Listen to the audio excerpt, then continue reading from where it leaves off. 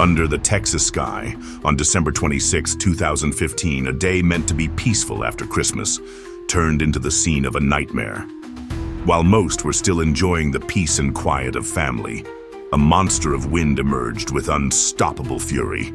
A Category EF4 tornado, rare in the middle of winter, descended with a violence no one expected. In a matter of minutes, entire neighborhoods were turned into rubble. Vehicles were tossed like toys, industrial structures collapsed, and the iconic water tank was severely damaged.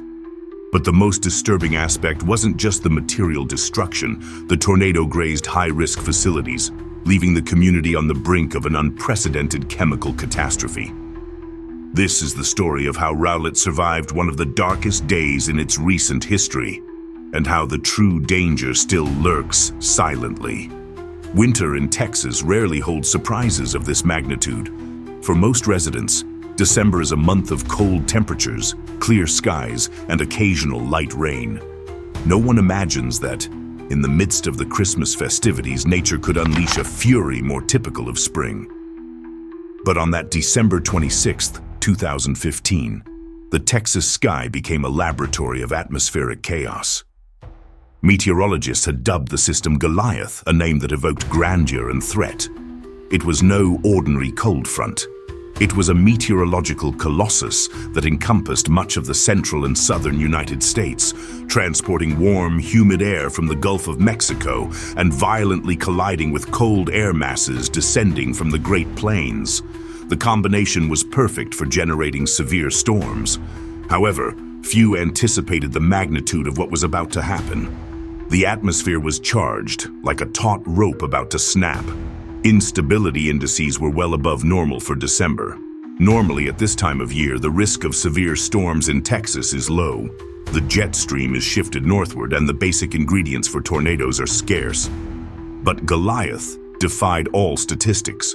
Radars showed rapidly growing cloud bands, driven by winds of different directions and speeds at different levels of the atmosphere. The exact recipe for rotation. National Weather Service meteorologists issued advance warnings, but the festive weather worked against them. Many families were busy with holiday celebrations, last-minute shopping, or visiting relatives. The idea of a powerful tornado in the middle of winter seemed unlikely, almost absurd. However, atmospheric science doesn't stop at the calendar. Models already showed that the threat was real. As morning turned to afternoon, warm air rose violently, colliding with cooler layers aloft. The updrafts fueled supercell thunderstorms, those monstrous structures capable of sustaining themselves for hours and at times producing high-intensity tornadoes. Storm chasers patrolling North Texas began transmitting troubling images. Low cloud bases, evident rotation on Doppler radars, and an electrically charged atmosphere. The contrast was striking. While children opened overdue gifts and families shared post-Christmas dinners, the sky slowly darkened. What seemed like an ordinary afternoon turned into a growing threat. The newscasts interrupted their programming with alerts. The possibility of tornadoes was imminent. The unusual nature of the situation lay not only in the storm's power, but also in the time of year. Meteorological records record only a few instances of EF4 tornadoes in the middle of December. The phenomenon was so atypical that experts compared it to a mistake in nature's script, a spring monster unleashed in the middle of winter. The National Weather Service raised the alert to a tornado warning for several communities near Dallas. Sirens began to wail, a metallic wail that interrupted the festive tranquility. Cell phones buzzed with emergency messages. Some immediately sought shelter. Others, in disbelief, looked to the sky as if to confirm with their own eyes what seemed impossible. In the hours before impact, the atmosphere offered clear signs for those who knew how to interpret them. Anvil-shaped clouds stretched across the horizon, while humidity created a sticky air unusual for a Texas winter. Storm chasers described a cloudy, almost greenish sky, a color that often precedes hail, and occasionally the formation of tornadoes. Atmospheric pressure dropped abruptly and the winds began to swirl. Everything indicated that the pent-up energy was about to be released. In the midst of this scenario, the embryonic development of a tornado took shape that would soon be included among the most devastating in recent Texas history. The warnings were on the table, but nothing could prepare North Texans for what was about to happen. On the afternoon of December 26, 2015, in the midst of the Goliath system, one of the supercells developing east of Dallas began to show unequivocal signs of intense rotation. Shortly after 6 in the evening, Doppler radar confirmed the inevitable. A tornado had touched down. It was no small embryo, no weak string. From its first moments, the rotating column of air displayed the violence of a colossus. Its width quickly surpassed that of several football fields, and its dark color, mixed with debris, made it look like a moving wall advancing without restraint. The monster began its devastating journey through open areas, but within minutes, it targeted densely populated areas. Rowlett, Garland, and Sunnyvale were in the direct line of its trajectory. What to some was merely a distant noise began to transform into a deafening roar, like the din of 1,000 locomotives moving in unison. The tornado reached an EF4 intensity on the enhanced Fujita scale, with winds estimated at over 200 miles per hour. At that speed, nothing seemed safe. Well-founded houses were ripped from their foundations. Cars were thrown like projectiles, and enormous metal structures were twisted like simple sheets of paper. As it moved forward, the tornado not only devoured residential neighborhoods, its path directly threatened industrial facilities and one of Rowlett's symbols, the water tank that dominated the skyline. Although the structure withstood the initial onslaught, it was severely damaged, to the point that years later, it had to be demolished. That image, a steel giant mortally wounded by the fury of the wind, became an emblem of how close the tragedy came to reaching even greater proportions. The chronology of those minutes is shocking. In less than half an hour, the tornado left behind a swathe of destruction more than 20 kilometers long. Each minute represented dozens of homes destroyed, businesses reduced to rubble, and lives changed forever. Witness accounts agree on one point: the speed with which everything happened. Many barely had time to seek shelter. In some cases, the warning sirens had barely stopped wailing when the roar of the wind was upon them. Those who managed to survive described the experience as like being in the middle of a giant crusher, with fragments of wood, glass, and metal hurtling through the air at deadly speeds. But the most disturbing aspect was how close it came to becoming an even bigger disaster. In its path, the tornado passed just meters away from facilities where fuel and industrial materials were stored. A different turn in its trajectory could have triggered leaks, explosions, or chemical fires with incalculable consequences. Nature had shown its fury, but also, ironically, had provided a respite that prevented a secondary catastrophe. When the supercell finally weakened and the tornado dissipated, the silence that followed was as overwhelming as the roar that preceded it.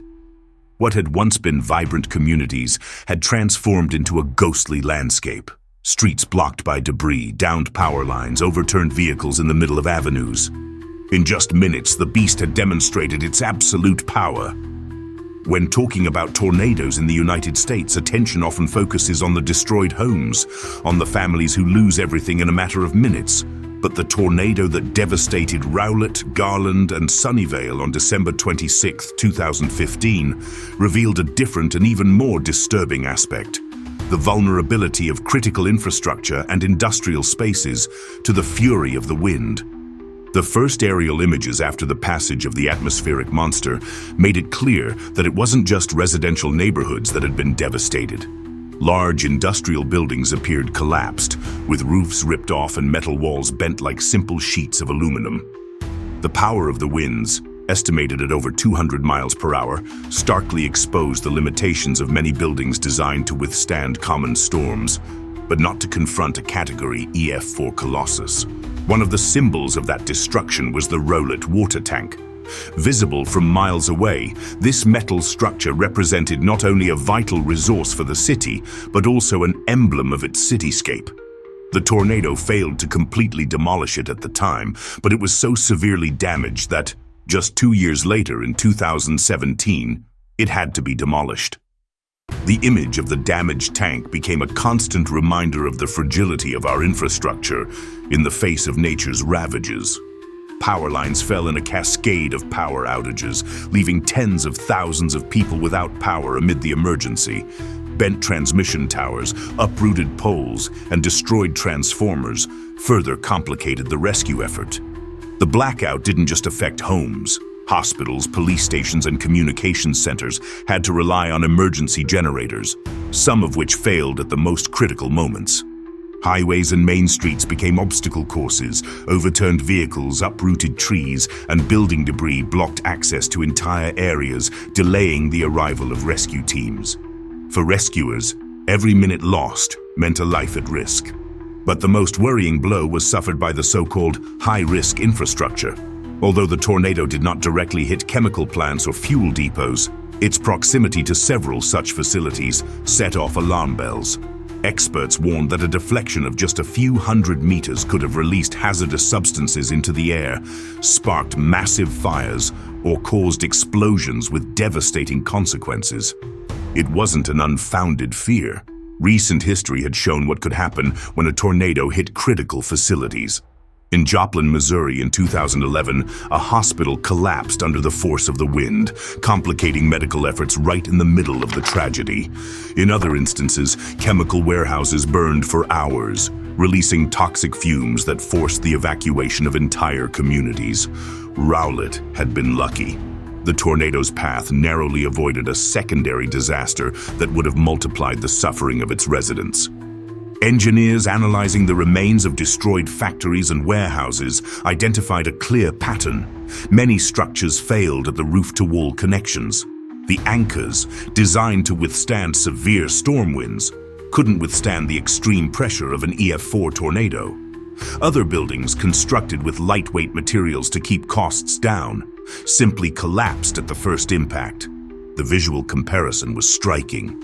In some areas, wooden houses had been reduced to piles of planks, while a few meters away, small reinforced structures remained almost intact. This disparity demonstrated that resilience depended not only on the magnitude of the tornado, but also on the quality of the design and construction. The industrial sector suffered losses in the millions. Entire companies saw their facilities destroyed in a matter of minutes, disrupting jobs, supply chains, and local production. Some factories never recovered and eventually closed permanently, while others embarked on long and costly reconstruction processes. As the roar of the wind mingled with the crash of debris, time seemed to stand still for those in the tornado's path. Weather alerts and predictions didn't matter. In those moments, the only thing that mattered was survival. For the residents of Rowlett, Garland, and Sunnyvale, December 26, 2015 was marked as the day their lives changed forever. Survivors' accounts reveal the true nature of the tragedy. One of them, an industrial plant employee, recalled how in a matter of seconds the sky darkened and the building began to shake. The roof creaked like cardboard. We all ran to the designated shelter area, but as soon as we got there, the walls began to cave in. I felt the air snatching my breath away. I thought I would die in there. At another nearby factory, workers were trapped between twisted beams and heavy machinery. Some managed to communicate with their families via text message before the signal was lost. Amid the roar, men and women hugged each other, convinced it was their last moment. The fear didn't come only from the wind. There were rumors that the tornado could hit nearby chemical warehouses. The thought of a deadly explosion added to the indescribable panic. Families weren't safe either. In several Rowlett neighborhoods, sirens sounded just minutes before the storm struck. Parents ran for shelter in indoor bathrooms or makeshift basements, piling mattresses on top of their children. One mother recounted how, as she huddled her two young children, she felt the walls of her house disintegrate around her. The noise was unbearable. It was like the whole world was shattering into 1,000 pieces. All I could do was pray for it to pass quickly. A teenager's testimony sums up the terror of that night.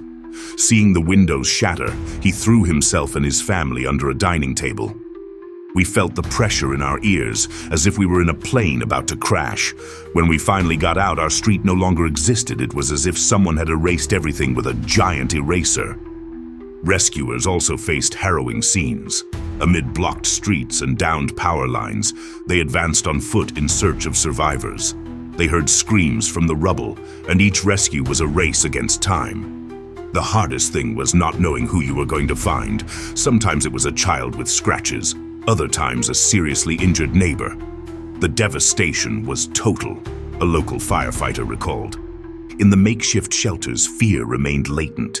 Dozens of families huddled in school gymnasiums, churches, and community centers, the thunder of the tornado still echoing in their minds.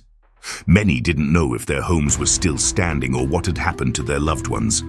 The silence, broken by sobs and prayers, became the soundtrack to that endless night. Yet amid the darkness, moments of heroism also emerged. Neighbors risked their lives to pull others from the rubble. Employees helped trapped colleagues. Drivers stopped their vehicles to offer shelter to strangers in the midst of the storm. Small stories that showed that, although nature can be merciless, human solidarity knows no bounds. For many, the most traumatic thing wasn't just losing everything, but the sound. The roar of the tornado remained etched in their memories as an eternal threat. Every time I hear a train, I shudder. It reminds me of that night, the noise that seemed to never end, one survivor recounted. The darkest moment of the Rowlett tornado wasn't measured solely in collapsed buildings or material losses. It was measured in looks of terror, desperate embraces, and the feeling of absolute fragility in the face of an impossible force. In the aftermath of the Rowlett tornado, one question lingered in the minds of experts, authorities, and citizens. Could such devastation have been avoided? The answer isn't simple, but the tragedy exposed the weaknesses of modern infrastructure in the face of extreme events. Engineers who surveyed the destroyed areas found a disturbing pattern. Many of the collapsed homes shared a common problem: weak connections between walls and roofs.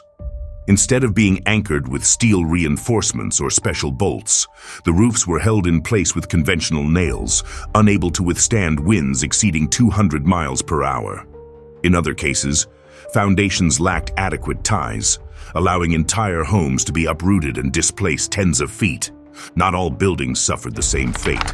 Some makeshift shelters, reinforced with concrete or built to stricter standards, withstood the onslaught. On several streets, the scene was surreal. One home reduced to rubble next to another almost intact. This disparity revealed that more than the strength of the tornado, what defined a structure's survival was the quality of its design and the materials used. The technical analysis revealed an uncomfortable truth. For decades, much of the construction in North Texas had been developed under regulations that didn't consider the possibility of high-intensity tornadoes in the middle of winter. The logic was simple. EF4 events were so rare at those latitudes and in that season that reinforcing all buildings was costly and unnecessary.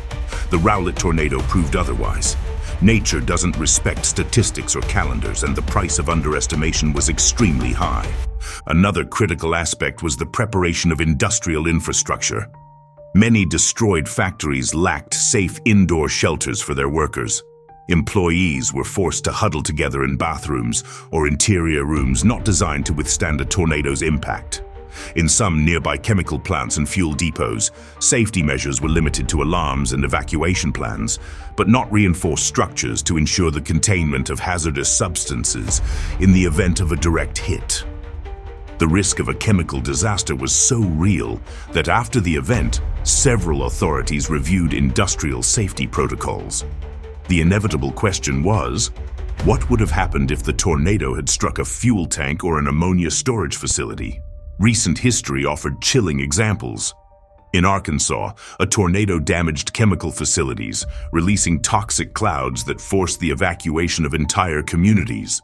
In other cases, raging fires further complicated rescue efforts. The Rowlett tragedy sparked a broader debate about extreme weather preparedness. Are our cities designed to withstand the force of an EF4?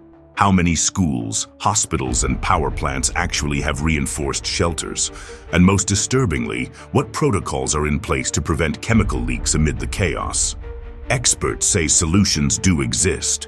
Using steel anchors, building underground community shelters, and implementing stricter regulations can mean the difference between life and death. In Oklahoma, for example, thousands of home shelters have been installed after years of devastating tornadoes. In Texas, however, this practice is still not common. Cost is often the counter-argument. Reinforcing buildings requires additional investments that many developers and property owners are unwilling to take on. But the cost of not doing so is measured in lives lost and entire communities reduced to ruin. Rowlett learned this the hard way. When the tornado finally dissipated, it left behind an eerie silence. Rowlett, Garland, and Sunnyvale resembled ghost towns, streets blocked by debris, homes reduced to bare foundations, and industrial warehouses turned into metal skeletons. The scale of the devastation raised a new question. How do you rebuild a community after losing everything in a matter of minutes? The first stage was the rescue. Emergency teams, volunteers, and neighbors worked shoulder to shoulder to free those trapped under mountains of debris. As the hours passed, that effort became a race against time, as hope of finding survivors diminished. At the same time, the initial damage assessments began. Thousands of homes destroyed, infrastructure collapsed, and economic losses estimated at hundreds of millions of dollars. The challenge was twofold. On the one hand, ensuring shelter and safety for thousands of displaced people. On the other, planning the reconstruction of a city that had literally seen entire neighborhoods disappear. Churches, schools, and community centers became makeshift shelters where families reunited amid the chaos. Solidarity was palpable. Donations of clothing, food, and money poured in from across Texas and other states. Federal and state aid was quick to arrive. The government declared disaster zones, freeing up funds to address the emergency. Teams from the Federal Emergency Management Agency, FEMA, scoured the streets, documenting the damage and offering assistance to affected families. However, the road to normalcy would be long and painful. Housing reconstruction faced immediate obstacles. Many families lacked adequate insurance to cover such devastating losses. Some insurers were overwhelmed by the number of claims, delaying the process. In several cases, families had to abandon their plots of land permanently and start over elsewhere. Neighborhoods that were once bustling were marked by visible absences, vacant lots where homes once stood. The industrial sector also suffered a profound blow. Several companies never recovered from the impact. The reconstruction costs, combined with the loss of machinery and the disruption to production, proved unsustainable. Some factories closed their doors permanently, leaving hundreds of workers jobless. For the local economy, the tornado was not only a natural disaster, but also a long-term structural blow. Despite the losses, stories of resilience emerged. Family businesses that managed to rebuild with the help of the community, schools that, with the support of donations and volunteers, reopened their doors just months later. Rowlett's collective memory was nourished by these examples, reminding us that even in the midst of ruin, the will to rise can be stronger than the wind. Engineers and local authorities took advantage of the tragedy to rethink infrastructure safety. Performance assessments were conducted on various types of buildings, and recommendations were made to strengthen building standards, especially for public buildings and industrial plants. Although legislative changes were not always immediate, the conversation about disaster preparedness took hold strongly in the region. The damaged water tank became a symbol of that memory. For 2 years it remained standing, a crooked structure that served as a daily reminder of the city's vulnerability. In 2017, it was demolished, but for many residents its image remained engraved as an involuntary monument to the fragility of human infrastructure in the face of nature. Memorial ceremonies held on subsequent anniversaries provided a space to honor the victims and recognize the bravery of rescuers and volunteers. For the community, remembering was also a way to heal, to transform tragedy into an impetus for prevention and resilience. Today, the memory of the tornado lives on in the rebuilt streets and in the invisible scars of those who survived. Rowlett learned that memory isn't erased by new buildings or repaired roads. Memory is a commitment to never forget what happened, and above all, to be better prepared for when nature tests the community again. The Rowlett tornado wasn't just a meteorological phenomenon, it was a warning. In less than half an hour, nature exposed the vulnerability of a modern community, leveling homes, damaging its infrastructure, and jeopardizing the safety of critical facilities. But beyond the material devastation, It left deep scars in the collective memory of those who experienced it. Rowlett survived, yes, but the question remains, are we truly prepared to face the unthinkable? Every water tank, every industrial plant, every hospital, and every school under the Tornado Alley sky represents a latent risk. The danger isn't just the destructive wind, but what that wind can unleash when it hits the very core of our civilization. That December 26, 2015, remains an eternal reminder. A reminder that the force of nature is inevitable, but also that human resilience can transform ruins into opportunities. In Rowlett, amid the rubble, a more conscious, more united, and more determined community emerged, one that never forgot. Because every storm leaves a message, and Rowlett's message is clear: memory saves lives, and the future depends on listening to it. If this story shook you as much as it did us, remember there are many more waiting to be told. Every tornado holds secrets, lessons, and warnings that we can't ignore. Subscribe to Extreme Tornado, the channel where science meets emotion and where we relive, together, the most intense moments nature can unleash. Hit the bell so you don't miss an episode, because the next big story may be closer than you think.